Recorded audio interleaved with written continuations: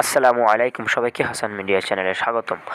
আজ চট্টগ্রামের আকাশে সারা দিন প্রচুর রৌদ্র থাকার পরেও হঠাৎ আসরের পরপরই চট্টগ্রামের আকাশ মেঘলায় ভরে যায় এবং শুরু হয় ঠান্ডা বাতাস। পাশাপাশি মেঘলা হওয়ার পরে কিন্তু আকাশে কিছুটা বজ্রপাতের মতন শব্দ শোনা যায়। এরপরেই আস্তে আস্তে ঘনীভূত হয়ে অন্ধকার ঘনিয়ে আসতে থাকে চট্টগ্রামের বিভিন্ন জায়গায়। তো রমজানের ভিতরে এ ধরনের মেঘলা এবং ঠান্ডা বাতাস আর যে গুঁড়ি গুঁড়ি বৃষ্টির যে প্রভাবটা কিন্তু স্বস্তি ফেলে রোজাদারদের মনের ভিতরে।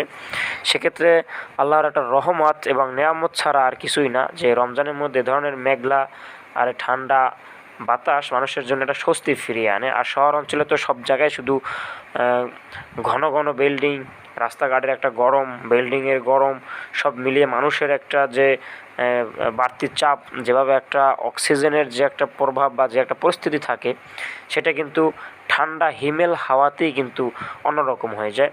তো সেক্ষেত্রে আমরা এই মুহূর্তে রয়েছি চট্টগ্রাম পতেঙ্গা 40 নং ওয়ার্ড হাউজিং কলোনির মোড়ের থেকে কিছু চিত্র আপনাদের দেখানোর চেষ্টা করছি। আসলে এরপরে মাগরিবের পরপর কিন্তু গুঁড়ি গুঁড়ি বৃষ্টি হয়েছে, আকাশে প্রচুর ডাক এবং বজ্রপাত হয়েছে টুকটাক, সব মিলিয়ে খুবই ভালো একটা পরিবেশ এবং স্বস্তি ফিরিয়ে আনছে এই মেঘলা এবং বৃষ্টিতে।